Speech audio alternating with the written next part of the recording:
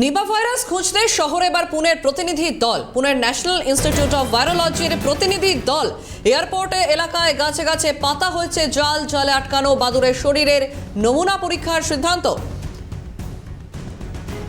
Nipah virus খুঁজতে এবার শহরে পুনের প্রতিনিধি দল। পুনের ন্যাশনাল ইনস্টিটিউট অফ ভাইরোলজির প্রতিনিধি দল এলো শহরে।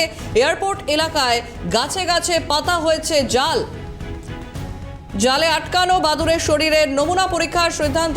ফোন লাইনে রয়েছেন প্রতিনিধি শান্তনু সাহা। শান্তনু, নিপা ভাইরাস খুঁজতে এবার শহরে পুনের প্রতিনিধি দল।